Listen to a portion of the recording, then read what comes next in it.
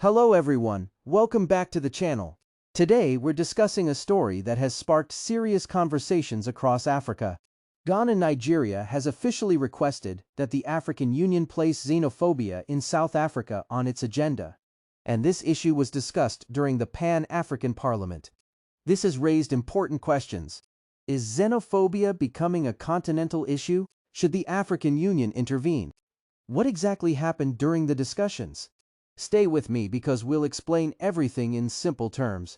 But before we begin, don't forget to like this video, subscribe, and turn on notifications. Thank you, Mr. President, for giving me the opportunity. I truly support the motion. It's true we have to respect the sovereignty of South Africa, but we condemn the criminality which some of the Africans are doing to the Africans. Like in my government, Lesotho is enclaved in South Africa. There is nowhere we can go without going to South Africa. And most of the Basotho, they do work in South Africa. Some of the South African people are working in Lesotho. And actually, what our government did during this xenophobic crisis, it hired the buses to take all the Basotho in all the provinces in South Africa to go back to Lesotho and do the right documentations. And that has been successful. And I hope most of the Basotho who didn't have the right documents to live in South Africa are back right now in South Africa.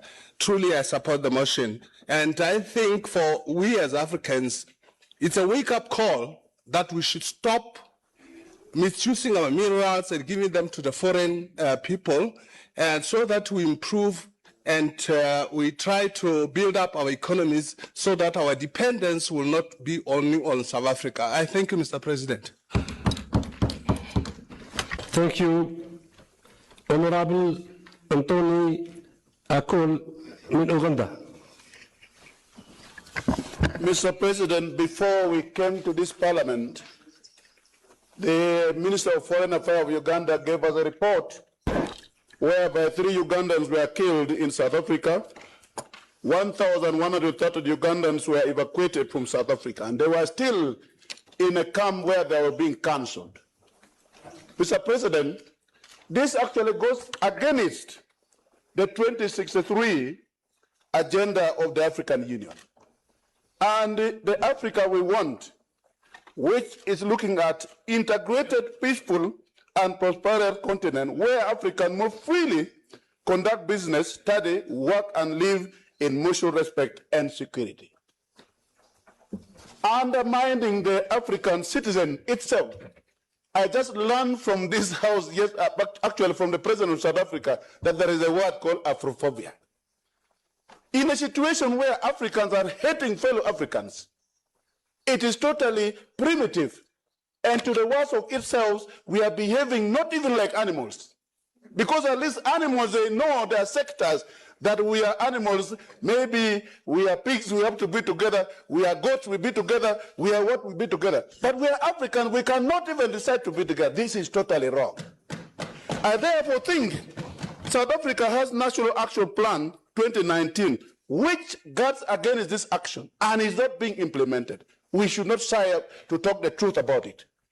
People who come to South Africa, it doesn't mean they don't have jobs in their country. Because we have South African in Uganda. It doesn't mean Uganda is better than South Africa, but they have chosen to work in that country. We should allow Africans to be free and work in Africa without segregation. Thank you very much. From Nigeria, you have the floor. Honorable Abisi from Nigeria. President, I rise this afternoon with pains in my heart and what citizens of Nigeria who have contributed immensely to the growth and development of this great nation, South Africa, have passed through. Mr. President, just about 48 hours after arriving here in Johannesburg, a citizen of our country was caught and killed in broad daylight. While that was taking place, members of the South African police force were watching. The narrative has so far changed after that moment to say the gentleman who was killed was holding a gun. I think this is not just an affront, this is not just criminality, but to put it lightly, that it is an act of war crime. I rise on behalf of our country to demand that those who have perpetrated that act should be brought to justice and appropriate compensation paid not just only to him and his family and every other person that has been killed in South Africa. I so submit, Mr. President. Thank you very much. Olivia Tinikolalo from Namibia. Honorable President, thank you very much for the floor. As I rise to make my maiden contribution this August shows, I do so in the true spirit of Ubuntu. Firstly, allow me to commend His Excellency President Cyril Ramaphosa for the assurance he gave this Parliament on Monday that the government of South Africa has taken a firm stance against any form of intimidation or violence directed at foreign nationals. Such leadership sends a clear message that violence and hatred have no place in our societies. The challenge of migration is not the responsibility of one country alone. It is a continental issue that requires a continental response. As African states, we share a collective responsibility to address the root causes of irregularity or irregular migration, including conflicts, unemployment, poverty, inequality, and limited economic opportunities, while advancing regional integration and inclusive development. Honorable members, let us commit to end Africa where unity prevails over division, differences are resolved peacefully, and every African is afforded dignity.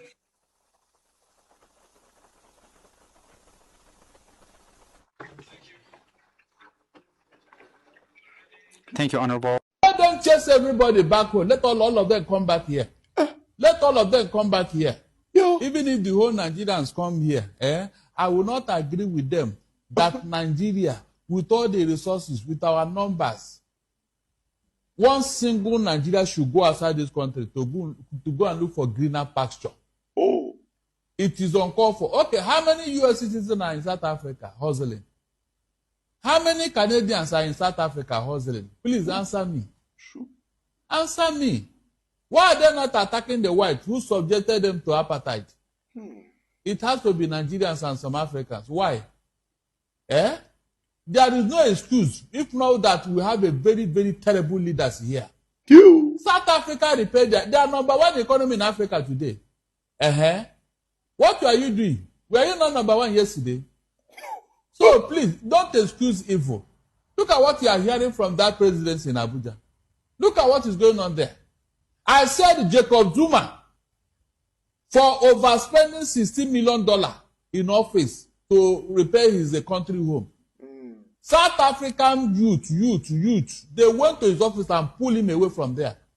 ANC, his party, they drag him out of office. Drag him. I said you should get out there.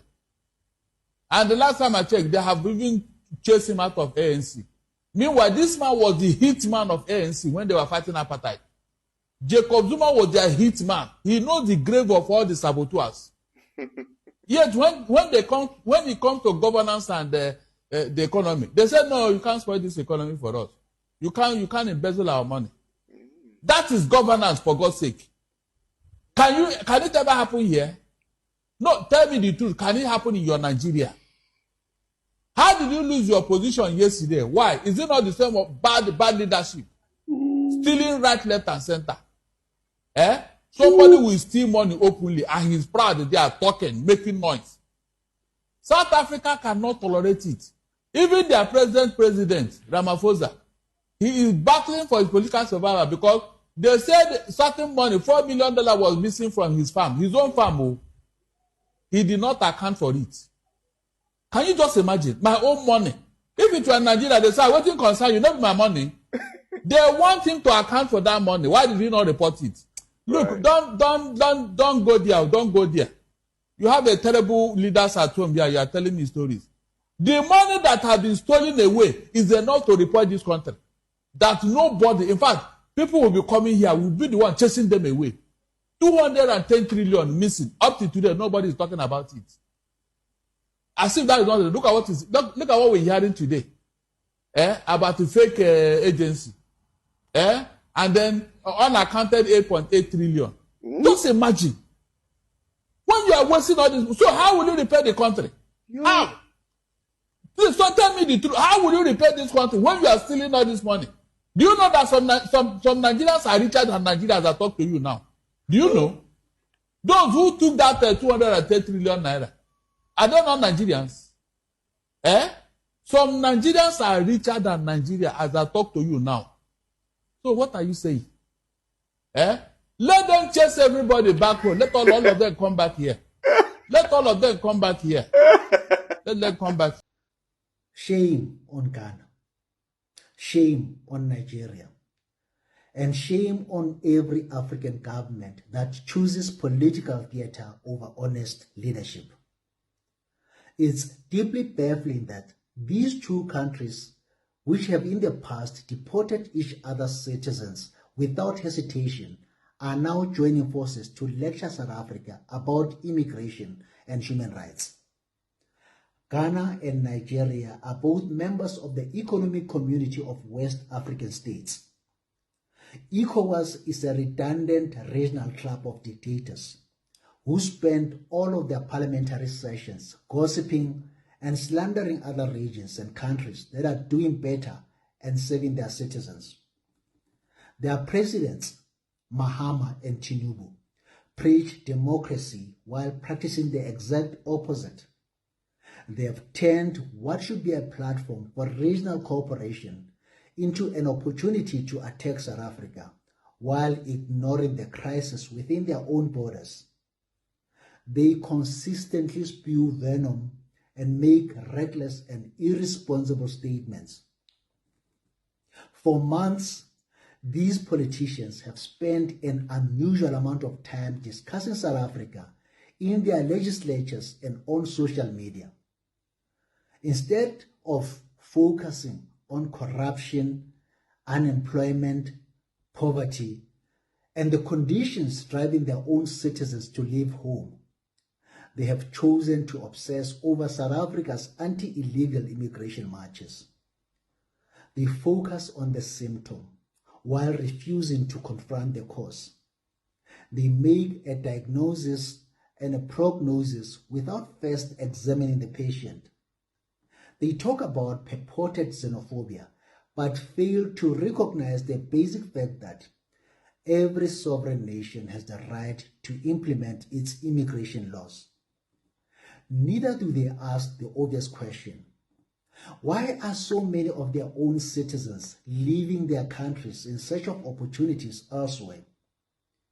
These same countries maintain and enforce their strict immigration laws, yet expect South Africa to keep its borders wide open. Now they have reported South Africa to ECOWAS, the African Union, and even the International Court of Justice in an attempt to tarnish South Africa's reputation internationally. They don't demonstrate the same enthusiasm when African migrants are being sold into slavery in Libya. They strongly condemned the military juntas in their fellow member states of Burkina Faso, Niger, and Mali, but they said very little when France persisted in its systematic colonization of these nations. As a result, these three nations left ECOWAS and formed Sahel. They have remained silent while Mugabe destroyed Zimbabwe and turned a blind eye when Mnangagwa illegally rewrote the country's constitution to extend his presidential term indefinitely. They haven't spoken out against Teodoro Obiang Nguema Mbasogo of Equatorial Guinea, who has been president for 57 years and is the longest-serving head of state in the world. They haven't spoken out against Paul Biya of Cameroon, who has been president for over 54 years and is the oldest head of state in the world. They haven't spoken out against Yoweri Museveni of Uganda, who has been president for 50 years. They haven't spoken out against Denis Sassou Nguesso of the Republic of Congo, who has been president for 15 years. All these dinosaurs are blatantly refusing to quit office. Where was this outrage when these lifetime presidents dismantled democratic institutions, silenced opposition voices, and concentrated power for decades? Where were the loud condemnations as these dictators amended constitutions to extend their rule indefinitely? Where was the Continental Campaign against this entrenched dictatorship, disputed elections, and the suppression of civil society? Africa cannot build credibility by selectively applying principles. Human rights, democracy, and accountability cannot become convenient tools used only against countries you disagree with politically.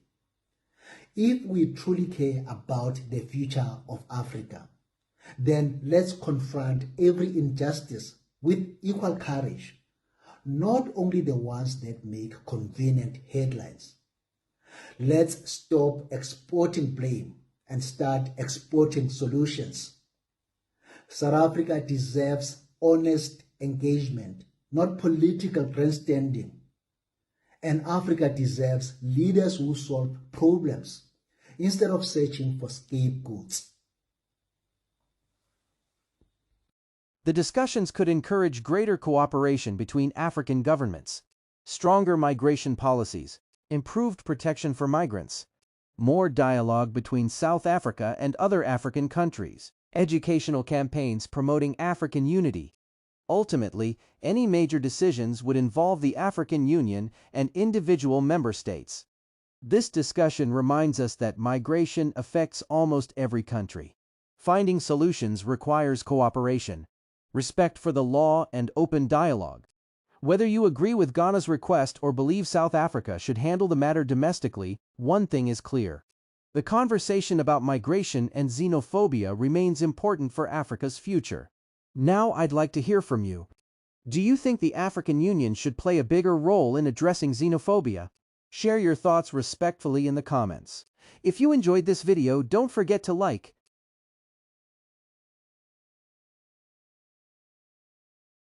subscribe, and I'll see you in the next one.